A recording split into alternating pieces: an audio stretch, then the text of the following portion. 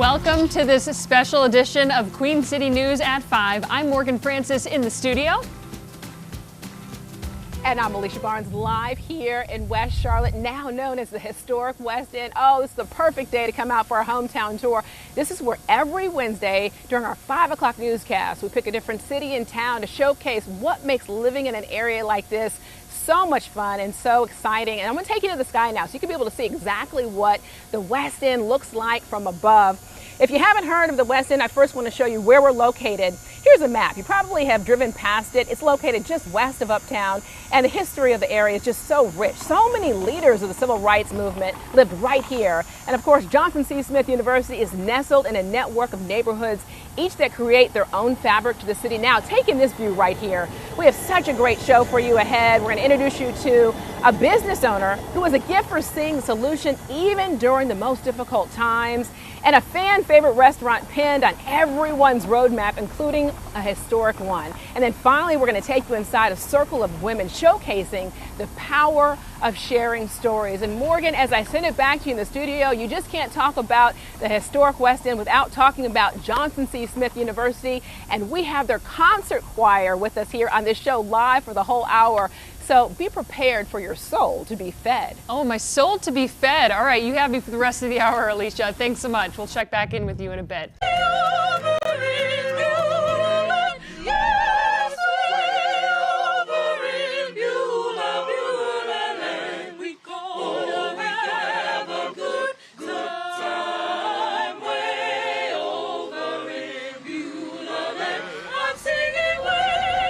Welcome back to our Queen City hometown stop here in the historic West End. You're listening to the concert choir from the Johnson C. Smith University right there on campus. If that does not feed your soul, I don't know what could. I mean, that's just perfect harmony right there. And just like the name says, we are west of Uptown. So many neighborhoods make up this area, but over the years, the landscape has really changed. I want to take you to the sky now for you to be able to see exactly what this looks like here from above. There's so many restaurants with delicious food for your soul and coffee shops, and you can stroll along Stewart Creek Greenway, and you can also see the West End's growing collection that you just saw there of the murals that you see on a lot of the buildings.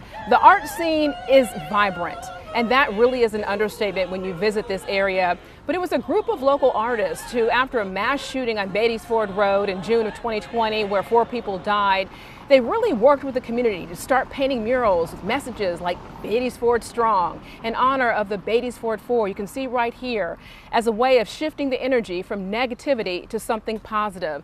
I want to bring in our storyteller right now, Maureen Wirtz. I mean, when you talk about just the positive vibe here and just bringing the community together, there is one thing that ties it all together, and that is food. Alicia, food can be a bridge between people, and here in the historic West End, there is one place that has long been a spot for good company and good food.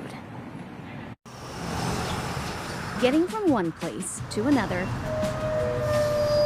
can feel exhausting. Thankfully, there are stops along the way that help the journey. Original chicken and ribs. Go ahead with your order. Feel less uncertain. It's all right. With his mom right next to him, She's trained me well. Jermaine Blackman is continuing his family legacy. Yes, ma'am. His family opened up their restaurant, Original Chicken and Ribs, in 1952. I got a regular right there to your left. He's sitting down. He comes every day. His name is William Chambers. The fries, I like the okra, onion rings. He comes every day. Salads, shrimp. Mr. Chambers comes every day. One thing I haven't tried yet is the chili fries. Other than remodeling about 10 years ago, they haven't changed what this place is about. That's my father right there to the left and my grandfather on the right. And that's not only the food. Oh, well, there ain't no secret. Just love. Just love. Their restaurant in the historic West End of Charlotte is one of the few stops on the Green Book still standing to this day. It's a part of history. We can't erase it. It's always there and it's always gonna be there. It's one of the only places that you can come out here and get some real good home cooking to me. So if you're on the road and need a break from the constant shuffle of life, here's one space to feel safe. Jermaine says he is so proud to carry on his family story, and he's not only proud of that, but he's proud to be part of Charlotte's history and our nation's history. Alicia, I still have goosebumps from the choir. They sounded amazing. Oh, I know, they sounded so good, and the smell in the air, when you talk about food, you can just smell it. I don't know if it's just this time of day, but it just smells so good. And speaking of food, the Great West Side Fish Fry is this Saturday. We'll give you more details on that at the end of the show, but for right now, I have to tell you, there's a lot of different neighborhoods that make up West End and the west part of Charlotte, and I was able to visit McCrory Heights. I met two gentlemen who showed me around, took me on kind of on a tour of the area just to give me the history and understanding the community sense of it. One is a father, the other is an alum of Johnson C. Smith University, and he's also the president of McCrory Heights. Take a listen. Obviously, this neighborhood and its connection to Johnson C. Smith, but also just the pivotal African-American leaders that shaped the course of not only local history, but I think national history as well, especially as it pertains to like the civil rights movement, but also just locally here in Charlotte in terms of city government, being the first county commissioner, being the first black police officer. 3 college presidents all lived there at the same time. That was Johnson C. Smith's president's house. That was Barbara Scotia's president's house, and this was Livingstone's president's house.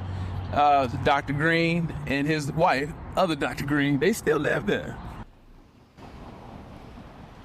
So great meeting both of them. Now I'm joined here by Charlotte City Council, Councilwoman Diblash Mira. Now I'm just so happy that you're able to join us live. And I figured, you know, when you talk about the West End and the investment that's going on here, you are the chair of the Budget Committee. So who better else to be able to talk about what's going on here in the West End? So tell me, in terms of the investment, what can people look to see? Well, Alicia, first, thank you for having me. Certainly, when you look at our city's investments in the historic West End, over past 3 to 4 years, city has really focused on our investments in historic West End area with public-private partnership, with Beatties for Revitalization, with the Renaissance West initiative, and that is to bring economic opportunities, to bring jobs to this part of town that resident deserves. We have investments in our infrastructure where we are bringing businesses, retail, commercial spaces. Thanks to District Council member Malcolm Graham, who has actually championed this initiatives to revitalize this corridor and to invest in this area. And we are able to see community spaces, gathering spaces. It looks so different. Housing, as you can see, there has been so much development that has happened over the years, and we are seeing more private development that comes from the community that are actually investing in the community, and I think that is tremendous. It is, and I also really want to point out this, because I had a list of questions to ask you, but just getting to know you and your personal story, Esther, you've been on council now for almost 8 years. Why did you decide to be able to be on city council? Because your personal story is very touching. Oh, thank you. Well, first, it's to see areas like historic West End, East Charlotte, areas that has been historically neglected, to see more focus, to bring more investments in these areas. This is just our down payment for the historic underinvestment that has happened over the decades. Yeah, and you said personally, when you made kind of a life-changing moment in your life, how did that come about? Well, really, it was a tragedy that happened in my life. I had lost my father in a sudden heart attack, and I was in my 20s, daddy's girl, that really shook me to the core. And as I was writing his obituary, I was thinking about how he had helped rebuild the city in India. It was completely destroyed to grounds in an earthquake. And I started thinking about what was going to be my legacy as a child who grew up on a free lunch in school, in affordable housing. What is it that I'm doing to give back? So many problems that really relate right here to the historic West End. So, you know, for you to really understand, as you said, affordable housing and what that means, what it means for the community. In the 8 years that you've been on council, council, what's the biggest change that you've seen here in this area? Certainly, I think it's multiple. You look at Renaissance West, it's an effort that's led by the city of Charlotte to invest in our affordable housing so that we are not gentrifying our neighborhoods, to invest in mixed use and retail so that people can shop where they live, near where they live, and to see public-private partnership in Beatties Ford Corridor that brings infrastructure investments, brings retail, banking opportunities, brings jobs. And I think that is transformational. So as we look to future, we also got to ensure that we preserve and protect the rich heritage and culture that is here in historic West End. Well, we appreciate you being on with us, Morgan, as I send it back to you in the studio. I mean, there's so much here to talk about. I could talk to Councilman Najmir all day because I even had some icebreakers for you, have some fun, but we had to get to the seriousness of what's going on here in the air. So much growth, Morgan, so much to be able to talk about. You know what, I've known Councilwoman Najmir for a few years now, and I learned something new today about her background and her story, and it was really enjoyable to listen to. Thank you to the both of you. Well, welcome back to our hometown stop here in the historic West End, and I'm going to bring in Maureen Wirtz to this conversation because all hour long, Maureen, we've been talking about the food and the history and how rich it is, but this next story that you have really kind of brings it all home with what's important. Alicia, this is a community who are full of people who are proud of where they come from and the stories they have to share. So we ready? All right. Hi, my name is Pernice Mendez.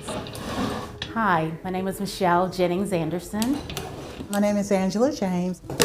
Hi, I'm Shemaye Haynes. Hello, hello, hello. The Blue House off of Parkway Avenue in Charlotte isn't very big. And so this is my practice speech.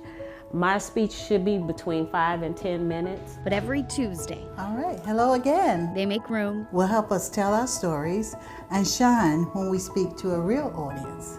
Not that you're not real. For their voices. You're always seeing the men out front, but you always see the women doing, but you're not listening to us. The theme this week? I'm reminded of the immense power of unity in our journey towards excellence. Is unity. That we are one as humans. And the stories they are sharing are theirs. What people see when they hear us speak is a story we're telling outwards. But when we meet and when we get together, we're telling our inward story. Unity is not simply a lofty idea for us. Shemaye started this group, She Speaks, in 2022. It's a guiding principle that underpins everything that we do. Their goal is to help Black women practice and perfect their voice. Again, Michelle Jennings from Jennings O'Neill Career Academy. It's been a pleasure to speak to you. Thank you. It's Michelle's first time. Oh my God, now can I pass? All right, hello again. Angela. What is unity? And Nisi. And the problem was Black women not having a voice or their voices being shut down. Have been coming since it started. I have so much confidence in what I'm doing, what I'm saying, because it pertains definitely to me. This is my story. In between their stories, there is an understanding that something else is being shared. It seems really like a grain of sand, but it gives me a lot of hope. So listen up. We've moved back to the haste of things. And now what I want us to do is sit back long enough to examine what our purpose is. She's speaking. What we would risk our lives for. That is the power of a Black woman coming together and using our magic and getting things done. She Speaks meets every single Tuesday, and all are welcome. Alicia, I was absolutely honored to be there and to just sit and listen to their stories. It was a really, really special hour. You know, Maureen, I have to say this, just as you just said that so beautifully, it was an honor to be there. I think when you meet the people who live here and they share their stories, that's the word that just kind of brings it all together. You feel honored that you're part of that conversation and you're able to see this change and growth. Oh, I hope you enjoyed our hometown stop here in the historic West End. Oh, Maureen, wouldn't you feel like this is kind of like a reunion feel out here? I even had family that came out, and so many people came by to stop by and say hi. Speaking of family, they have the great West Side Fish Fry on Saturday. If you want more information on that, head to our website at qcnews.com. We're doing things a little bit differently, so what's our clue for next week and where we're going, Maureen? Okay, Alicia, so this is one of Charlotte's oldest neighborhoods and one of the oldest communities here in the Queen City. That's your first clue. Morgan, do you know where we're heading? I kept it kind of vague because I want people to keep guessing. I like to guess once I get all 3 clues because it kind of takes me a while. But you ladies did such a wonderful job showcasing West End. Thank you so much. We just hit our halfway point, believe it or not. Join us live for Queen City Hometown in our 5 p.m. newscast all this spring. Thanks so much for joining us here at 5. Queen City News at 6 with Brian Blakely starts right now.